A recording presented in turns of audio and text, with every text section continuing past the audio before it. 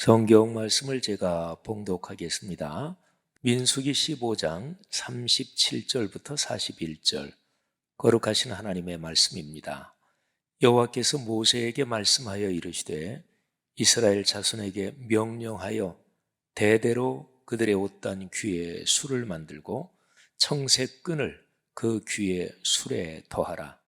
이 술은 너희가 보고 여호와의 모든 계명을 기억하여 준행하고 너희를 방종하게 하는 자신의 마음과 눈의 욕심을 따라 음행하지 않게 하기 위함이라. 그리하여 너희가 내 모든 계명을 기억하고 행하면 너희의 하나님 앞에 거룩하리라. 나는 여호와 너희의 하나님이라. 나는 너희의 하나님이 되려고 너희를 애굽 땅에서 인도해 내었느니라. 나는 여호와 너희의 하나님이니라. 아멘. 사람이 행복하게 살고 또 성공하는 방법 여러 가지가 있는데 그 중에 만고불변의 진리처럼 분명한 것이 있습니다.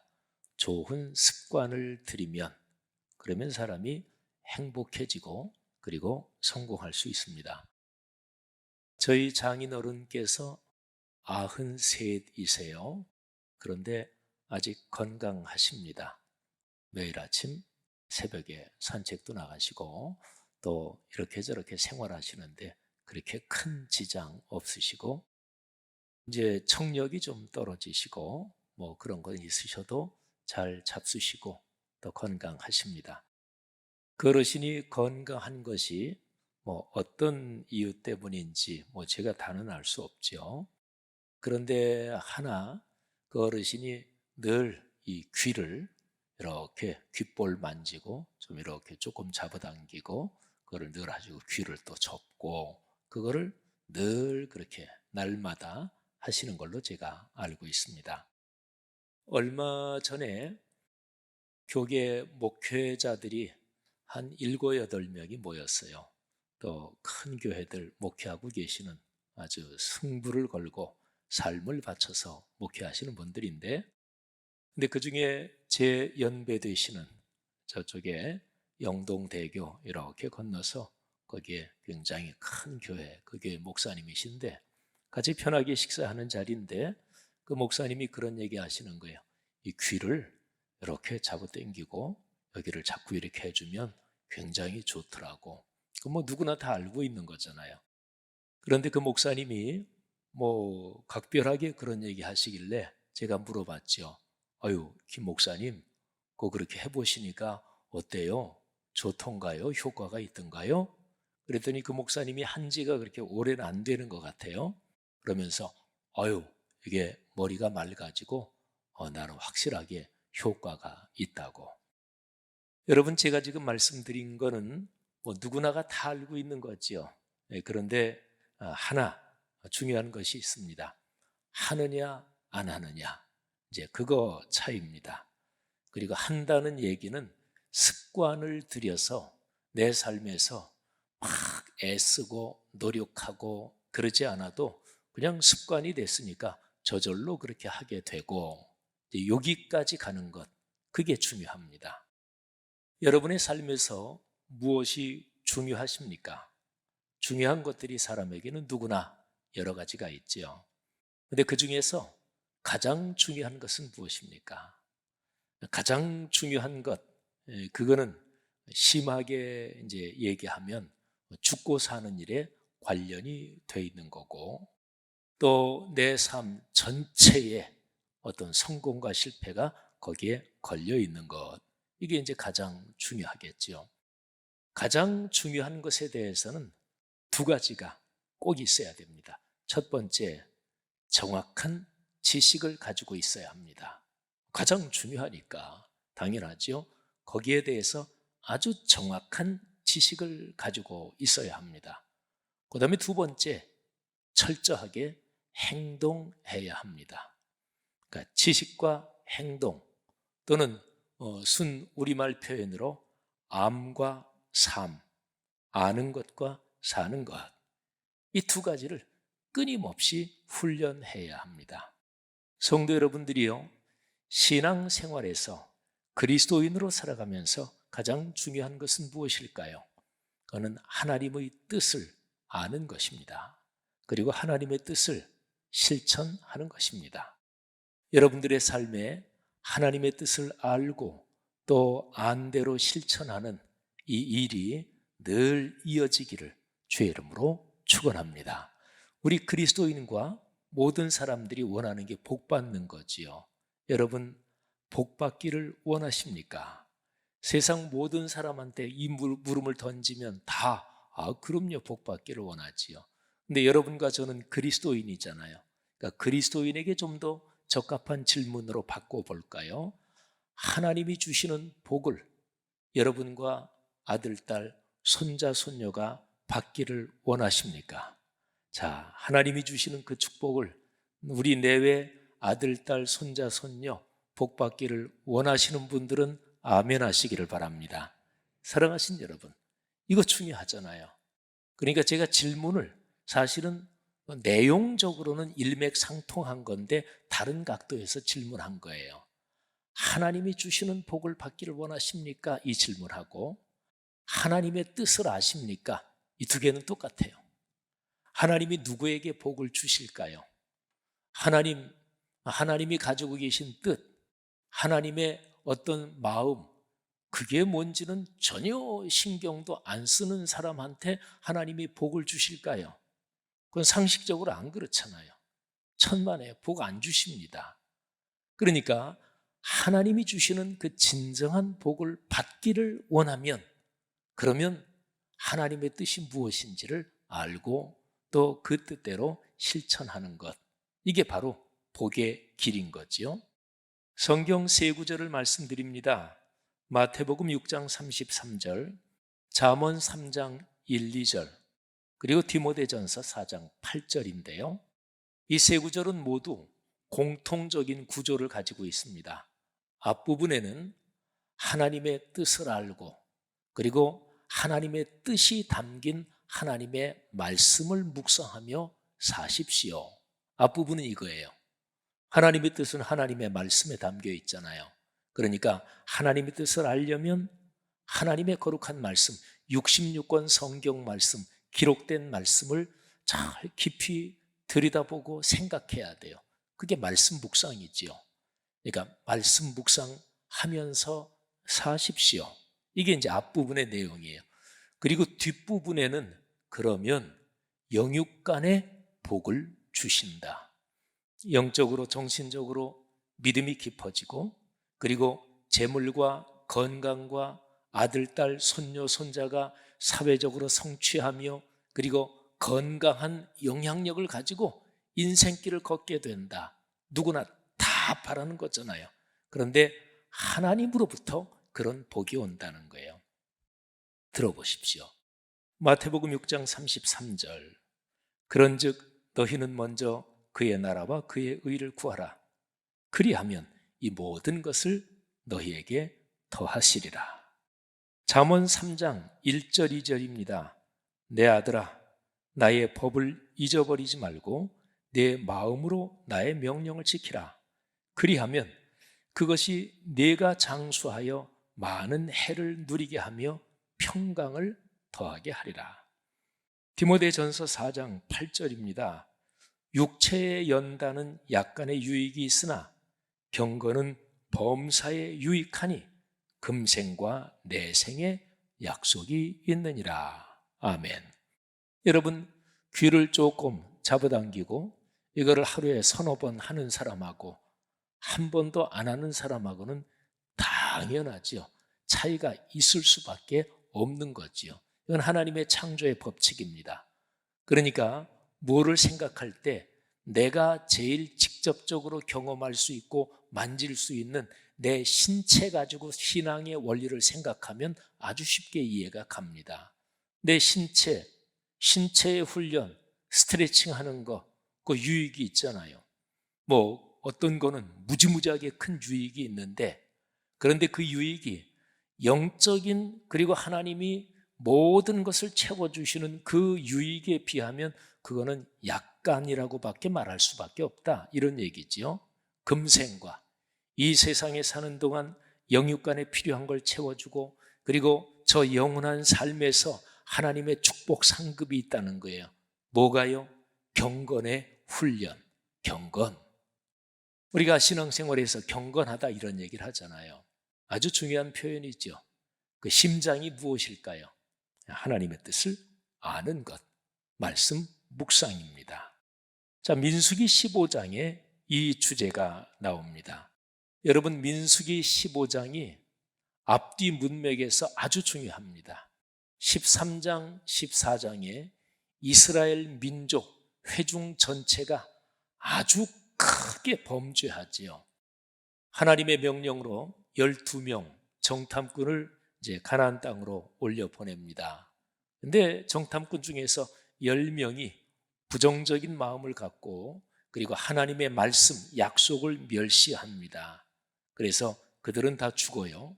그리고 그들뿐만 아니라 그들에게 동조하고 부정적인 마음을 갖고 불평하고 원망하며 하나님의 말씀을 믿지 않은 이스라엘 민족 전체가 다 가나안 땅에 들어가지 못한다. 20세 이상의 어른, 애굽 1세대는 다 광야에서 죽는다. 2명 빼고 여호수아, 갈렙이지요.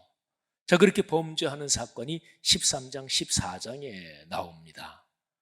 그런데 하나님께서 모세에게 명확하게 말씀을 주시고 그 말씀을 전달했는데도 또 안 들어요. 그래서 우리가 잘못했습니다. 하나님이 주시는 땅으로 우리가 올라가겠습니다 하면서 사람들이 다음날 그냥 꾸역꾸역 올라가는 거예요. 모세가 가지 말아라. 하나님께서 너희와 같이 계시지 않다. 그 사람들 자기들 마음으로는 불순종해서, 그래서 하나님이 진노하셨으니까 죄송합니다. 이제 순종하겠습니다. 그런데 하나님이 모세를 통해서 주신 말씀을 다시 광야로 들어가라. 그 말씀인데 말씀을 또 한 번 어기잖아요. 13, 14장에는 2번 크게 불순종하는 장면이 나와요. 자, 그리고 15장 건너서 16장에는 또 아주 심각한 불순종, 심각한 반역이 역시 2번에 걸쳐서 기록이 되어 있습니다. 사랑하신 여러분, 바로 이렇게 13, 14장, 16장 앞뒤로 굉장한 반역, 그리고 하나님의부터 무시무시한 심판을 받은 그 사이에 15장이 기록이 되어 있어요. 15장 전체 내용은 무엇입니까? 하나님께 올리는 제사, 오늘날로 말하면 예배지요. 이거를 다시 한번 아주 요약을 해서 말씀을 하고 있습니다. 여러분, 범죄하지 않으려면 무엇을 해야 되나요? 예배의 자리를 지키고 예배에서 하나님의 말씀에 겸허하게 귀를 기울여야 합니다. 설교를 듣거나 내가 개인적으로 말씀을 묵상할 때 내가 가진 선입관으로, 내 신앙 스타일로, 저 같은 목회자들은 지금까지 내가 아는 성경 지식과 신학적 입장으로 말씀을 판단하지 말고, 내가 말씀을 묵상하거나 예배 때 설교 말씀을 들을 때 주님, 저를 비웁니다. 주께서 말씀해 주옵소서. 지금까지 제가 몇십 년 신앙생활해온 제 신앙생활의 경험, 제 판단이 전제가 되지 않게 하옵소서. 제가 요즘 생활하면서 제 생활에서 제 마음이 이런저런 상태가 되는 거, 하나님 그게 영향을 끼치지 않게 하옵소서. 성령께서 역사하셔서 제 마음을 비우게 하시고, 그리고 겸허한 마음으로 주님의 말씀을 듣게 하옵소서. 사랑하신 여러분, 신앙생활하면서 갈등이 생길 때 아주 그냥 막대먹게 그렇게 싸우는 거는 빼고요. 그거는 뭐 신앙인이든 신앙인이 아니든 뭐 그런 사람들은 세상에 늘 있는 거니까 그거는 논할 가치도 없고요. 꽤 진지하게 싸운다 그러면 양쪽이 언제나 다 성경 말씀 얘기합니다. 양쪽이 다 신앙의 논리 얘기합니다. 그런데 그런 것들이 대개는 하나님의 말씀을 정확하게 들은 게 아니죠. 자기 입장, 자기 생각으로 자기에게 맞는 것만 받아들이고 그렇지 않은 것은 은근히 비틀어서 처리해버리고 대개 이러는 거지요. 민수기 15장 말씀에서 하나님께서 다시 한번 이스라엘 민족의 큰 범죄, 그리고 조금 후면 또 큰 반역을 할 거예요. 하나님은 아시고 계셨겠죠. 그런데 하나님께서 그 사이 15장에서 다시 한번 신앙의 중심을 말씀하시는 거예요. 예배 자리를 지키고 그리고 예배 때 선포되는 하나님의 말씀에 잘 귀를 기울여야 한다. 그리고 15장의 맨 마지막 결론 부분이 오늘 설교의 본문입니다. 37절부터 41절. 그런데 오늘 여기 본문 말씀에 아주 중요한 하나님의 핵심적인 가르침이 기록이 되어 있습니다. 자, 39절에 보면 하나님께서 이렇게 명령하십니다. 38절 후반부터 나오는데요. 너희 이스라엘 백성은 대대로 옷단이면 옷의 제일 끄트머리잖아요. 옷단 귀, 옷 제일 끄트머리, 거기에서도 그 모퉁이라고 얘기할 수 있겠죠. 거기에다가 술을 만들어라. 이렇게 옷단에 술을 만들고, 그리고 거기에 청색 끈을 매라. 그런 거 눈에 보일 거 아니겠어요. 또 옷을 입을 때 손으로 이렇게 만져질 거 아니겠어요. 그런데 그거는 표시입니다. 기억하게 하는 표시입니다. 자, 39절에 이렇게 기록되어 있습니다. 이 술은 너희가 보고는 만지고도 포함되어 있는 거예요. 자, 그 다음이 중요합니다. 여호와의 모든 계명을 기억하여 준행하고. 자, 여호와의 모든 계명을 말씀이지요. 준행하고 말씀을 삶으로 순종한다는 거죠. 말씀이 삶이 되는 거죠. 근데 그 사이에 뭐가 들어가 있어요? 기억하여. 여러분, 하나님의 말씀을 기억한다는 거예요. 생각한다는 거죠. 이 옷단수를 만질 때마다 볼 때마다 그래, 말씀 잊어버리지 말라 그랬지. 말씀을 기억하고 생각하는 거예요. 말씀을 기억하고 생각하는 것, 그걸 가리켜서 말씀 묵상이라고 하죠. 자, 그러면 여기 39절에 세 가지가 나오는 거예요. 말씀을 묵상하여 그래서 그대로 살아라. 자, 그 다음에 40절 말씀에 또 똑같은 얘기가 나옵니다. 그리하여 너희가 내 모든 계명을 기억하고 행하면, 똑같지요? 내 모든 계명 말씀을 그리고 기억하고 그리고 행하면 살면. 자, 그리고요 39절하고 40절 그 제일 뒤쪽에 중요한 표현이 나옵니다. 자, 39절 40절이 똑같은 구조로 되어 있다는 것은 지금 말씀드렸어요. 여호와의 모든 계명, 내 모든 계명, 이거는 말씀이에요. 말씀, 이거를 행해야 된다, 준행해야 된다. 말씀이 삶으로 이어져야 된다. 근데 말씀이 삶으로 이어지는 이 사이 다리를 놔주는 게 말씀 묵상, 기억한다, 바로 이거죠. 말씀 묵상의 다리를 통해서 삶이 되는 거예요. 자, 그러면 그 뒤에 어떻게 되는 것일까요? 39절에서는 부정적인 길로 가지 않는다, 망하는 길로 가지 않는다, 죄 짓는 길로 가지 않는다, 이 표현이 나옵니다. 너희를 방종하게 하는 자신의 마음과 눈의 욕심을 따라 음행하지 않게 하기 위함이라.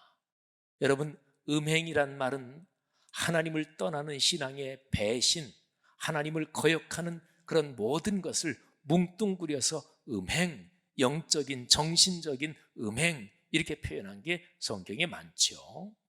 자신의 마음과 눈의 욕심을 따라 하나님을 거역하지 않도록.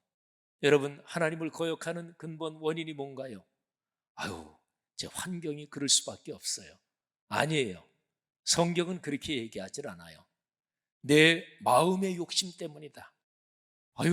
제가 요즘 처한 상황이요, 누구라도 제 상황이 되면 어쩔 수 없을 거예요. 환경 때문에 그래요. 성경은 그렇게 얘기하지 않습니다. 아니다, 내 눈의 욕심 때문에 그런 것이다. 그러니까 자기 마음을 지켜야 돼요. 자기가 눈으로 보는 걸 조심해야 돼요. 마음과 눈의 욕심을 따라 죄를 짓고 하나님을 거역하지 않도록. 그렇게 하지 않으려면 어떻게 해야 되나요? 말씀을 묵상하여 말씀대로 사는, 이게 습관이 돼야 됩니다. 자, 그런데 40절 말씀에는 요 제일 뒤에 있는 게 말씀을 어기고 죄 짓는 길로 가지 않도록 39절에는 그렇게 나와 있잖아요. 근데 40절 뒷부분에 아주 중요한 표현이 나옵니다. 너희가 내 모든 계명을 기억하고 행하면, 말씀 묵상을 통해 삶이 되면, 그러면 결과가 어떻게 나타나느냐? 하나님 앞에 거룩하리라. 여러분, 거룩하다는 말이 여기 나와요. 이거는 구약부터 신약을 꿰뚫고 흐르는 굉장히 중요한 표현입니다. 여러분, 그리스도인이 하나님께 받을 최종의 상급이 무엇일까요? 그게 에베소서 4장 13절의 표현으로 하면 그리스도의 장성한 분량이 충만한데 거기까지 도달하는 거예요. 뭐 간단하게 얘기하면 예수님처럼, 예수님 닮는 거지요. 최고의 축복입니다. 그리스도인이 인생길을 걸어가면서 제일 마지막 목표 지점이 바로 거기에요. 베드로후서 1장 4절의 표현으로 말하면 하나님의 성품, 신성한 성품에 참여하는 거예요. 마태복음 5장 48절에 하늘에 계신 너희 아버지께서 온전하신 것처럼 너희도 온전하라. 이 예수 그리스도의 산상설교의 말씀하고 일맥상통하는 거지요. 사랑하신 여러분, 그 상태가 무엇입니까? 그걸 가리켜서 거룩함이라고 합니다. 자, 제가 설교 초반에 복을 얘기했지요. 여러분, 복, 누가 들어도 좋은 거잖아요. 그런데 제가 말씀드린 대로 우리는 그리스도인이니까 하나님이 주시는 축복, 근데 하나님이 주시는 축복에는 재물의 축복이 들어있고 건강의 축복이 들어있고 아들, 딸, 손녀, 손자가 사회적으로 성취하며 선한 영향력을 가지고 사는 이 세상에서의 선한 의미의 성공, 이게 다 포함이 돼 있어요. 자, 하나님이 그런 축복을 주십니다. 거기에다가 정신적으로 평화롭고 영적으로 아름답고, 그런데 하나님이 주시는 모든 축복을 다 모아놓으면, 다 모아서 이거를 꽉 한 보자기로 싸면 그거를 이렇게 표현할 수 있어요. 아름답다, 이렇게 표현할 수 있어요. 아름다움. 또 다른 표현으로 하나님의 평화. 그리고 오늘 여기 성경 말씀에 나온 표현으로 그게 바로 거룩함입니다. 거룩함은 하나님께서 우리에게 주신 모든 축복을 다 포괄한 그런 결정체라고 얘기할 수 있습니다. 자, 여러분, 제가 지금 드린 말씀을 제가 사진 3장을 한번 보여드리면서 설명을 요약하도록 하겠습니다. 자, 너희가 내 모든 계명을, 말씀이지요. 그리고 행하면, 자, 붉은색 동그라미로 친 거, 말씀이 삶이 되면. 자, 그런데 그 중간에는 뭐가 있는 것이고 그 결과는 무엇일까요? 자, 두 번째 화면을 한번 보십시오. 중간 것이 나옵니다. 말씀이 삶이 되는데 가운데 이어주는 다리가 무엇인가요? 그게 말씀 묵상이에요. 하나님의 계명, 하나님의 말씀을 기억해야 돼요. 생각해야 돼요. 이게 습관화가 돼야 돼요. 자, 그러면 결과는 무엇일까요? 자, 다음 화면을 한번 또 보시기 바랍니다. 말씀이 삶이 되는 것은 중간의 다리가 말씀 묵상이고 그 결과는 하나님 앞에 거룩해지는 것입니다. 성도 여러분, 이게 바로 민수기 15장 제일 마지막 부분에서 하나님께서 다시 한번 모세를 통해서 이스라엘 온 회중에게 간곡하게 당부하며 다시 한번 정리해 주시는 가르침입니다. 요즘에 우리 교회가 89명, 그러니까 3월 둘째 주일에 장로님, 권사님, 안수집사님으로 임직하실 분들 계속 훈련을 하고 있습니다. 훈련의 중심은 매일 말씀 묵상을 하는 것입니다. 그리고 중직자로 임직하실 분들 공예배의 자리 빠지진 않겠죠. 공예배의 자리를 지키는 것. 근데 89명을 7개 반으로 나누어서, 그래서 거기에 담당 목회자들이 그 단체 카톡방에 담당 목회자들이 있고 저도 7개 반에 다 들어가 있습니다. 근데 거기에서 매일 말씀 묵상을 올립니다. 저도 말씀 묵상을 해서 7개 반에 매일 아침마다 말씀 묵상이 끝나면 그 반에 올립니다. 다른 분들도 다 올려요. 제가 그거를 보면서 굉장히 은혜를 받습니다. 목회자들보다, 저보다 더 말씀 묵상을 참 단순하면서도 아름답게 하시는 그런 분들이 많아요. 아, 그렇구나. 이 길이 바로 교회 공동체의 길이다. 제가 다시 한번 확신하면서 감사를 하죠. 진솔하게 말씀 묵상을 올리면서 이런 내용을 올리시는 분들도 꽤 있습니다. 이게 꼭 숙제처럼 부담이 된다. 그런데 자꾸 그렇게 매일 올리다 보니까 내가 말씀에 젖어드는 것을 느낀다. 이렇게 신앙생활하는 게 전에 내가 신앙생활 오래 했는데 느껴보지 못한 그런 내가 신앙의 기쁨을 느낀다. 이런 분들이 많아요. 여러분, 그게 바로 습관이 되느냐 안 하느냐 그런 것입니다. 사랑하신 여러분, 그게 습관이 되면 그게 하나님 앞에서 큰 축복이 여러분에게 오게 하는 통로가 되는 거예요. 오늘 일부 예배에 89분 임직 대상자들 여기 계신 분들이 있을 텐데, 여러분의 삶에서 말씀을 묵상하는 그 습관이 평생 이어지기를 주의 이름으로 축원합니다. 그리고 오늘 예배 참석한 모든 분들의 삶이 그렇게 되기를 주님의 이름으로 축복합니다. 여러분, 우리의 삶의 길을 누가 가장 잘 아는 것일까요? 보통은 사람은 그렇게 생각하죠. 내 인생인데 내가 제일 잘 알지. 내 생활인데 내가 제일 잘 알지. 아니지요. 여러분 자신보다 여러분을 더 잘 알고 계시는 분이 계시지요. 바로 하나님 아버지이십니다. 삼위일체 하나님이시지요. 그분이 거룩한 말씀을 통해서 성도들이, 그리스도인이 걸어갈 길, 사람이란 존재와 세상이 걸어갈 길을 보여주셨어요. 그러니까 말씀이 길을 압니다. 오늘 우리는 2부 예배 때 240명의 소그룹 인도자를 평신도 목회자로 세우면서 헌신 예배를 드립니다. 그리고 246개 소그룹, 교회 안의 작은 교회 7인 소그룹이 공식적으로 오늘부터 시작됩니다. 246개 소그룹에 1776명이 현재로서는 거기에 포함되어 있습니다. 그런데 이 1776명을 포함해서 우리 교회 전체 성도가 말씀을 묵상하는 길로 갈 것입니다.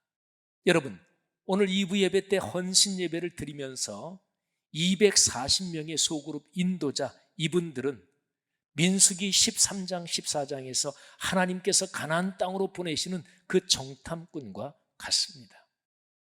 246개 소그룹은 12지파 안에 각 가문과 같습니다. 1776명을 중심한 우리 교회 모든 성도는 그 광야의 이스라엘 민족 전체와 같습니다. 하나님께서 우리를 오늘 약속의 땅으로 보내시고 파송하시는 거예요.